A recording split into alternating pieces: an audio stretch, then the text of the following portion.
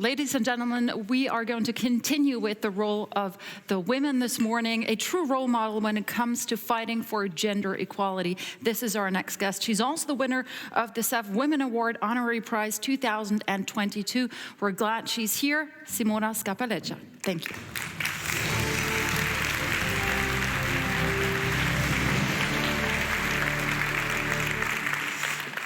Good morning. Simona, great to have you here today. Of course, you are the former CEO of IKEA Switzerland, but you're also here in your capacity as the co-chair of the United Nations High-Level Panel for Women's Economic Empowerment. We're not going to talk about how to assemble IKEA furniture, even though as a woman, I do struggle with that sometimes. But let's take a look at the voting result of the question I asked before. We asked, wie hoch ist die Frauenquote in der Geschäftsleitung in meinem Betrieb? Jetzt schauen wir uns die Auflösung an. There you go. Wow. Below 25%. That is the biggest one. It should be a lot higher. It's even worse. Yeah. The last one is only 3%, above 75%. You're probably not extremely surprised, but you think it should be a lot higher. Why? Well, we have an untapped potential in society and in economy.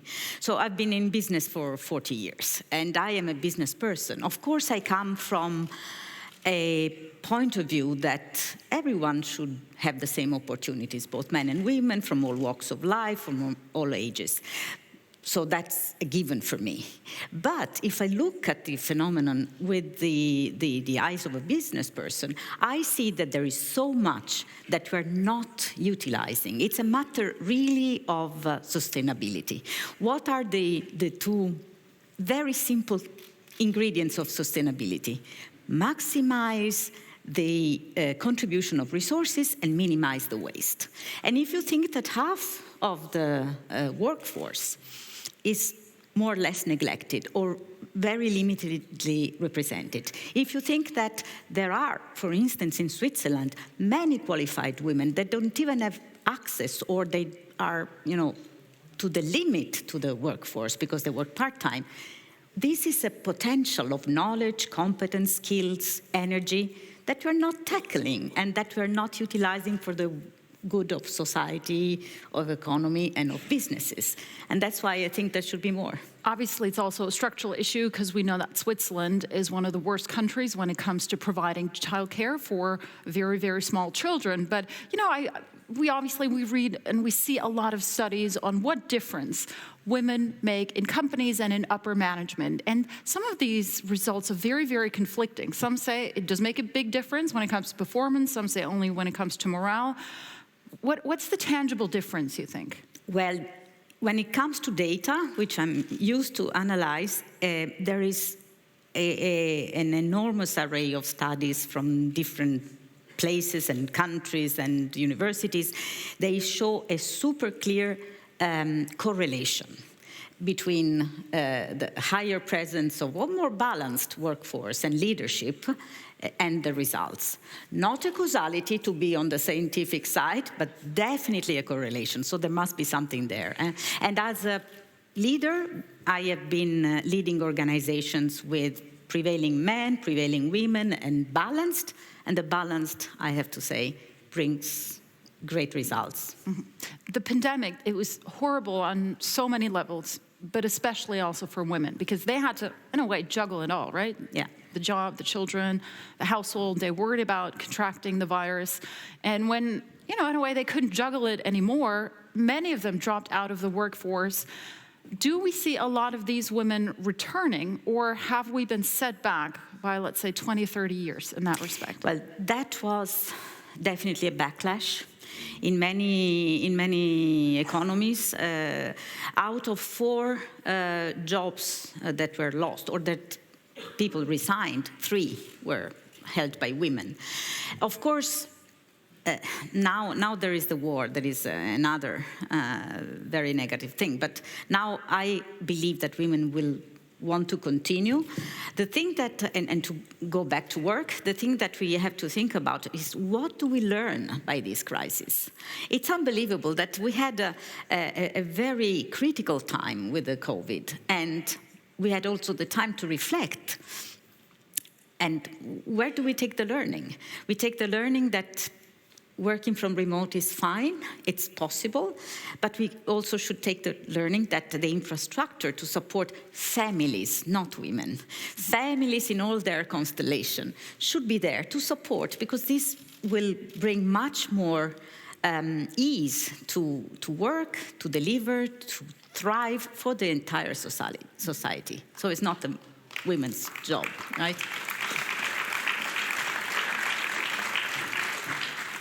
I've got a question, an audience question, which fits right into this theme and what you were talking about. Shouldn't there be more recognition for home care work delivered by men or women? Income, tax break, other form of recognition? Because that's a huge chunk, as we saw during the pandemic. I think personally that this is the care work is a very valuable work, and it is true in extreme situations like a pandemic, but it's true on everyday life, taking care of kids, of ill people, of elderly people, of people who are in need for a limited period of time. And this is where the community, I think, can play a very good role by creating the right infrastructure to support that, so that everyone can contribute and value this care, but also the community at large is part of that, because once it's your need, once it's my need. Mm-hmm. Absolutely. Simona, I want to come back to the topic of promoting women. And as a woman, obviously, I'm very much supportive of promoting more women, of gender equality in a sense, but I do worry, and let me take a slightly controversial stance here. Aren't we forgetting about the white middle-aged man who's also working very, very hard, for years for a promotion? Is there now, in a sense, a glass ceiling for middle-aged white men? Because from, anecdotal evidence, you're poised to hear who gets promoted these days. It's usually women, often women with children, or people with diverse backgrounds. Is there a place for the middle-aged white man? So let's talk figures, because that's this is always a very emotional topic, and I have been really pledging for years. This is not about women antagonizing men. This is about giving everyone in the society the same opportunities. And if we look at figures, nobody has ever said when we had 100%, and still in many, I think that the big SMIs companies in Switzerland, one is CEO. So what kind of percentage is that? And is CEO female, I wanted to say. So all the others, they still have a place and thrive. But I can share you a very smart answer that was given by a CEO that was asked in a very emotional session this question by a white man in his mid-40s. So now I don't have a career anymore because you're promoting women. And then he said, no, of course you will have the chance to have a career. You will only have more competition, which is exactly the point. And we will have, with this healthy competition, we will have more meritocracy. So this overcomes also another objection. It says, where is meritocracy here? But it's a quota doesn't necessarily make sense, does it, in upper management? If you say we need to have 50% women, 50% men, the pool of women is a lot smaller. That means it's so much easier for a woman to get promoted. The men have to fight so much harder. Yeah, all of a sudden. Quotas. Originally, I was very neutral because I was much more interested in having a pipeline, a balanced pipeline of men and women, as you say, not to have this small group to take from. But now, how I see quotas is, first of all, as a safeguarding mechanism. So it's not only for women or not only for a certain minority. It is to safeguard that there is not a prevailing as such group.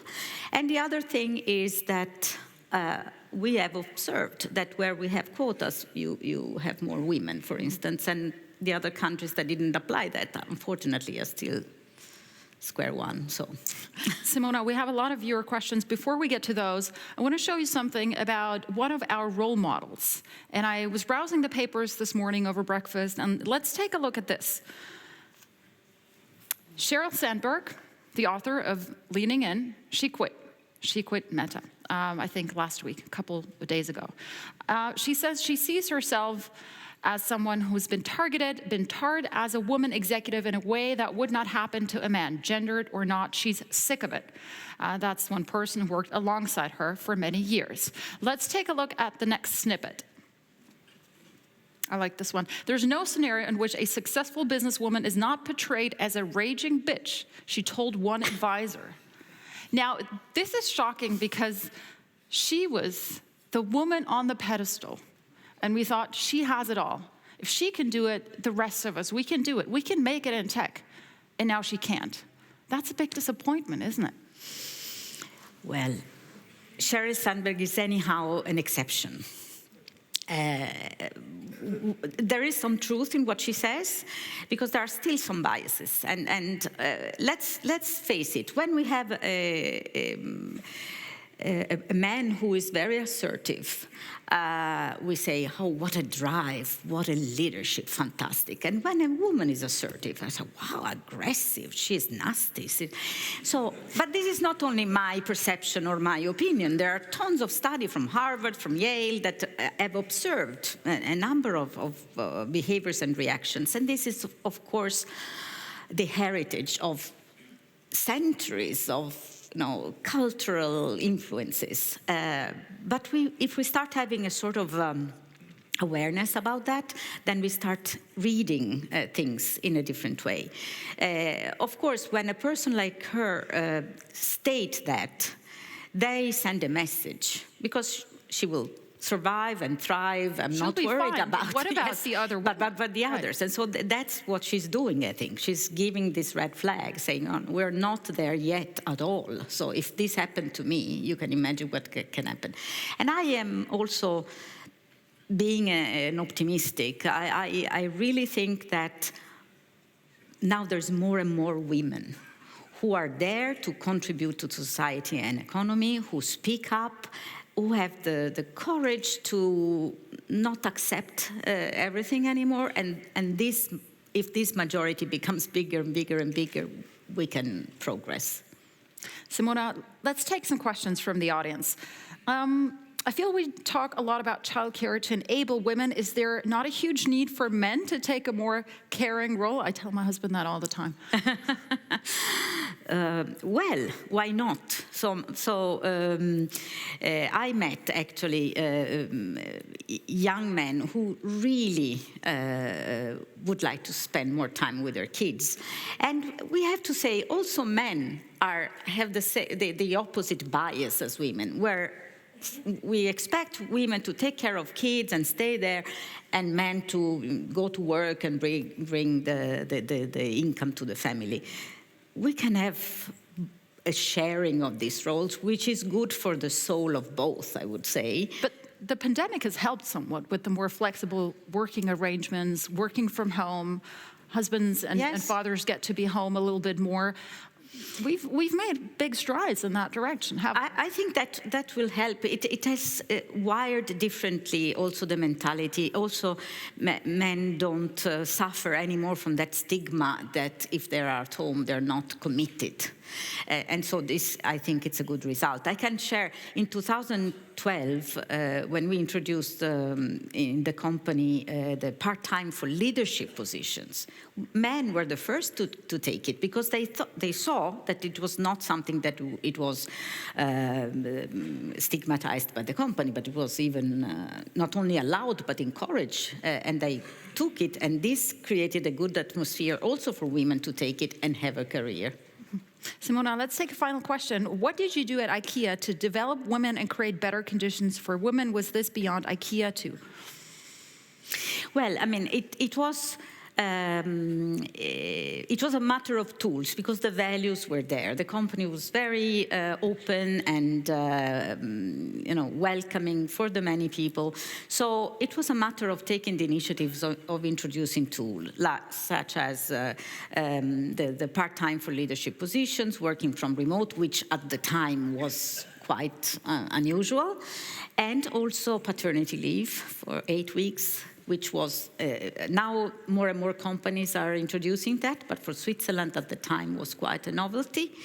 And no damage to the business. And the company results were very good, and there was not a rush to get paternity leave. I mean, one chooses to have kids when they want to have kids, not when they have the paternity leave, right? In fact, under your management, based on a recent NZZ article, revenues increased to 1 billion. The mix of women and men of 3,000 employees was 50-50 on every level of the company, and the same pay. But, the link between, and you said before, there's not necessarily that causality. The fact that it was mentioned here makes it a causality in a way, the 1 billion. Makes it. But you'll take credit for that. Yeah, yes, but I think it makes a good example. At the time, I didn't want to brag about it. I wanted more companies and more people to have such a working environment and contributing like that. Simona, thank you so much for your time. We really appreciate it. And thank you for everything you do for women. Thank you very much. Thanks.